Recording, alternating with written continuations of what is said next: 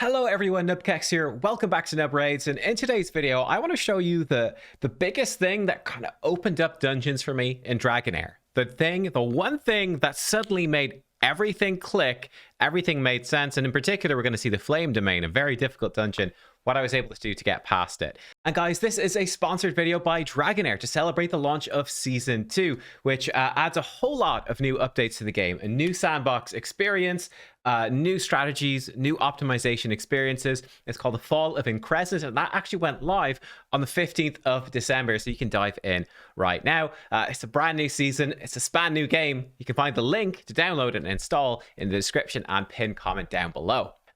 We've got a couple of promo codes to go along with it. I've already used one of them. You can come over here into your settings here, then down to service redemption code, click go. So the first one we've already used in the previous video is Dragon Season. That's going to give you some nice rewards. And then the brand new one here, let me make sure I get it right, should be Merry Xmas. And yeah, here we go. We click confirm. Oh, hang on. Oh, it's supposed to be in all caps. Merry Xmas. Let me make sure I spelled it correctly. Yes, I did. Redeemed. There we go. Make sure to do that one in all caps. Dragon Season is not in all caps. It's just like that. There we go. So 2 promo codes for you to get some cool new stuff. We can come over and bam, there we go. Collect rewards. We got a whole bunch of rewards. Fantastic. So yeah, great promo codes. Let's dive in then. Let me show you this stuff, and we will talk as well about Season 2 and what's new in Season 2 in a little bit, but let me show you this first. So we're going into the Flame Domain. This is one of the, I'll say, one of the harder dungeons in the game. I think it's certainly the hardest domain for getting, your heroes upgraded. What we're going to do, I'm going to turn off skill timing, which is sort of the most important thing. That's what I want to show you in this game, and in particular with the rare hero, Inna, and how much of a difference it can make. So we're going to get through the waves. That's not a huge deal, really. We're going to be able to smash through. Kind of no problem. We got some great champions in here, so it shouldn't be an issue. It's when we get to the boss that kind of everything kicks off and makes a huge difference. And I can tell you, when I started this game, right, I got stuck for so long on this dungeon. Like, the boss was just absolutely destroying me. I couldn't figure out how to beat it, what to do.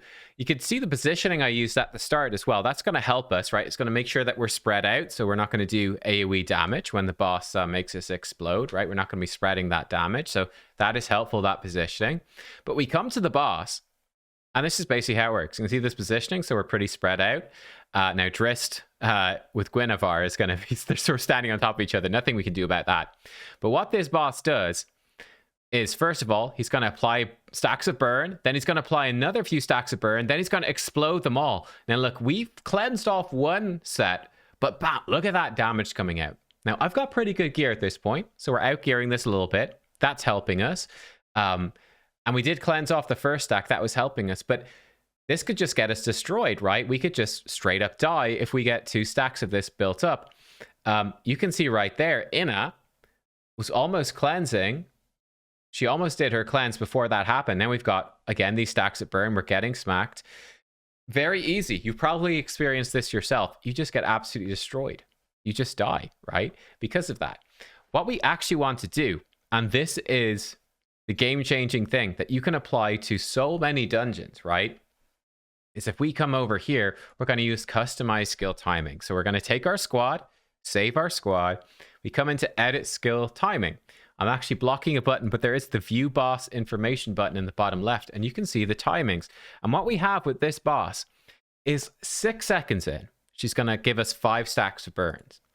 Another 6 seconds in, so 12 seconds in, another 5 stacks of burn. And then another 6 seconds, so that's 18 seconds total, she's going to explode those burns. And that is the rotation. It's an 18-second rotation. Stack up the burn, increase the burn, blow them up, and kill your whole team. What we want to do is to set up customized skill timing to make sure that we cleanse off the burns after the second set comes out. Very, very simple. What is a bit complicated here is that we are running a legendary Lucian with recharging speed penalty. So I've had to adjust this, but you'll also have to tweak your gear. So for me, with Inna, by booking her up, so lowering the energy requirements, And with the right gear sets, we can actually lower her ultimate cooldown. So for example, we've got 18.2 seconds on Voresh. That would be perfect. With Inna, we're a bit slow, but that's okay, because the boss is actually going to be slower than an 18-second rotation, thanks to Lucian here. What I've actually found to be the sweet spot is going for a 22-second skill casting interval. We want to turn on separate timing for continuous stages. Well, we can have her again. Remember, the boss is sort of winding up. It takes 12 seconds to do this. We'll put in 16 seconds to be safe to cast the first time she does this. Then we're really going to extend this. If you did not have anyone who's messing with the ultimate timer, you would want to book her and put on gear with skill haste to reduce this to 18 seconds and have her with an 18-second skill casting interval. If you give her too much skill haste, she could be like Lucian. She could be down at a 15-second recharge time. And she's going to keep going faster and faster. And if the fight goes on long enough, she's actually going to cleanse you before the boss, right? It's going to, like the first time, maybe she'll cleanse right here. But then the second time, she'll cleanse here, then here, then here. And then suddenly she's going to be cleansing back here right before the things happen. And this is disaster. You're going to die. So that is why setting this interval makes a huge difference. Let's see it in action right now. So we click play. And again, you can see this icon over here will light up. And we'll see again on her portrait down here at the bottom, she'll have a special timer icon, which is letting us know that basically special stuff is happening. So you can see her ultimate bar is full, but she's not actually casting the spell quite yet, right? She's going to wait for that 16-second mark before she actually casts it. And that's going to line up perfectly for us here. For getting through this stuff. And again, you might need to tweak it slightly based off of your own composition. But this is what has worked for me, and hopefully what will work for you too. But you could do very creative things with this. I'll show you another example as well that we can do to make it very creative. So again, you can see she's delaying her cast a little bit there, which is exactly what we want. So here we go. We get to the boss, and let's watch it this time. So last time we cleansed somewhere between the two stacks of the debuffs, and then we got smacked by the boss. This time, because we've actually delayed it, well, first of all, actually her energy bar is not going to be quite full right there. That's fine. So her energy bar is going to come full around about now. There we go. Full cleanse. Look at this damage. It's night and day, right? Completely different. The damage that we're taking is much, much lower. It actually might go slightly wrong. It looks like Lucian failed to land his debuff, which is a little bit unlucky. So that's going to slow us down a bit. So she might be a tiny bit too slow to get this cleanse off. We'll see. Yeah, so here we're a bit too slow. We'll actually see this go wrong here. But look at that smack. So we get absolutely smacked. We actually lost Ritz right there. So that was with Lucian failing. So that's the risk, right? If I wanted this to be 100% consistent, there's the recharging speed penalty. What I would definitely want to do would be to probably take out Lucian, just so that doesn't go wrong. Lower her recharge to the 18-second. But you get the gist. Let's run it again, and we'll come back to it, and we'll see how it goes. All right, so here we go. We're back to the boss. Let's see. Will we make it work out perfectly this time? Hopefully so. You can see I've built the team with a bit of leeway, so even if things go a tiny bit wrong, it's still fine. What we want to watch for, we want to make sure that Lucian is landing the ultimate recharge speed penalty here. Slow her down. There we go. So the boss is now properly slowed down. We get the cleanse again, perfectly timed. Boom, the explosion goes off. And now this should work out because she's recharging slower. Again, it's not going to be that 18-second cycle. We've actually pushed it back at this point. And it should, if everything goes right here, Inna should get her move back at the right time. There we go. The recharge speed penalty's on again. Inna, she's waiting a little bit. She's chilling, right? She didn't go instantly because we have it timed up. And there we go. Perfect. Again, the cleanse, exactly the right time. All synced up.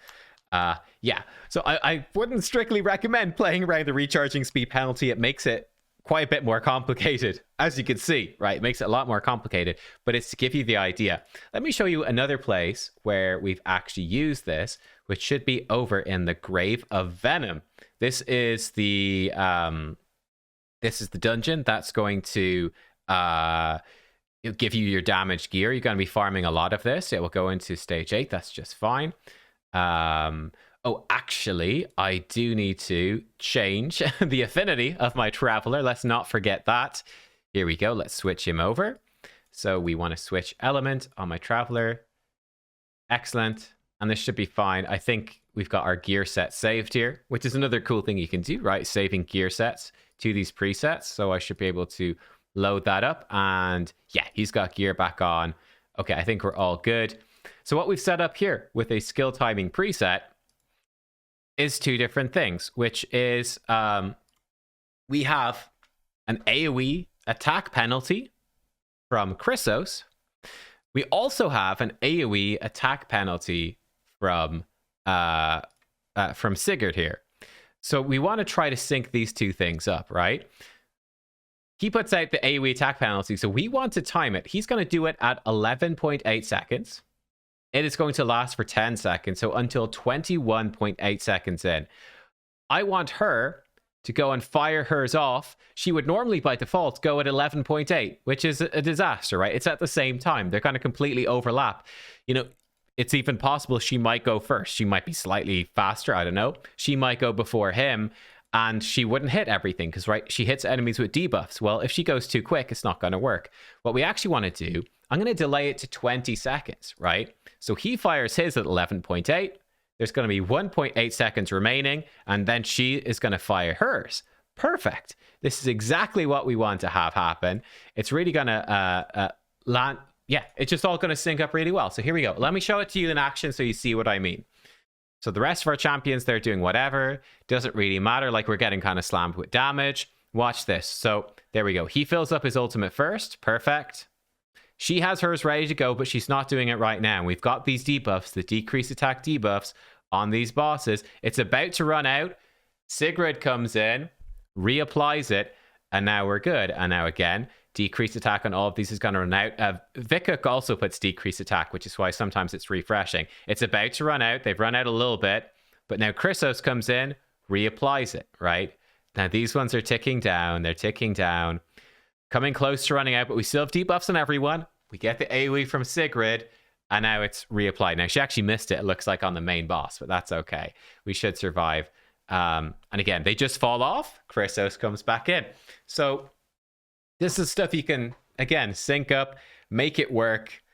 It's amazing how much this changes nearly all of your runs in this game, right? It's a complete game changer to how everything is going to work using that skill timing tool to build your teams and make stuff consistent. And yeah, suddenly you can have, as you saw, decreased attack up all the time, cleansing debuffs at the right time. Everything syncs up beautifully, and yeah, it changes the game completely. Now, as I said, guys, I also want to talk about Season 2 of Dragonheir in this particular video. Dragonheir, it's a season-based game. You know, regularly there's going to be new seasons with completely new content, completely changing up the game at a very regular pace. Season 2 actually began on the 15th of December. It's including a whole new scenario, which is focused around the new sandbox of Aethercarn, a mysterious set of islands. It also has new strategy elements and new optimization experiences.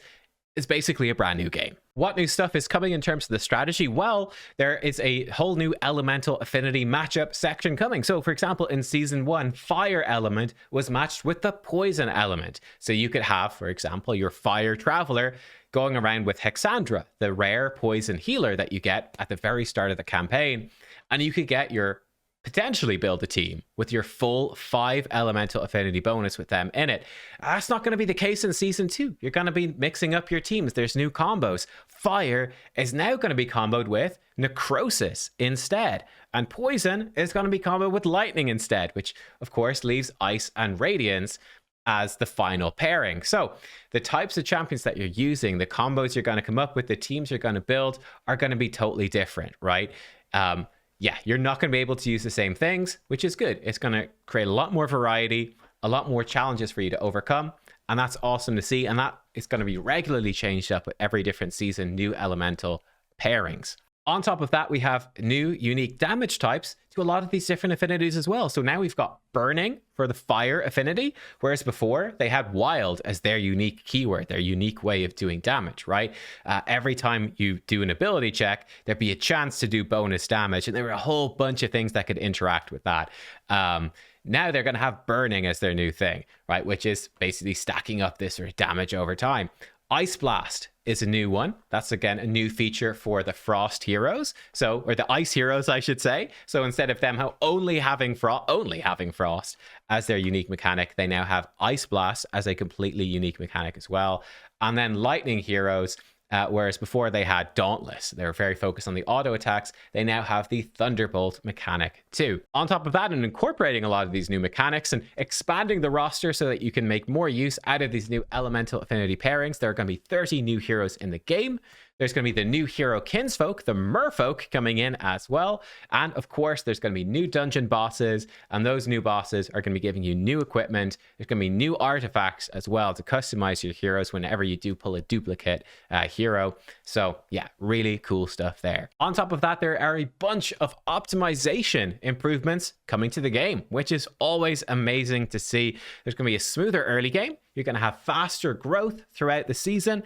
And there's also going to be a whole bunch of seasonal benefits coming in, including fourth fairing summons, a season 1 reward shop for people that did play extensively in season 1. You're going to be able to really reap the benefits from that.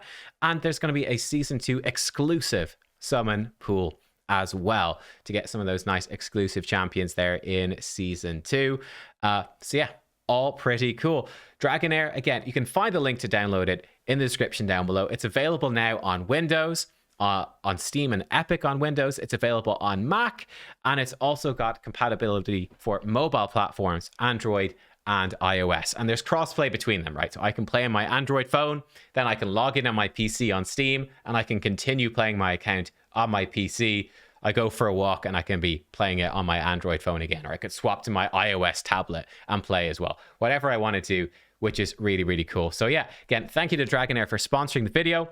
Click the link in the description to download the game. Use those promo codes I told you about at the start to get even more free rewards. It's a brand new season.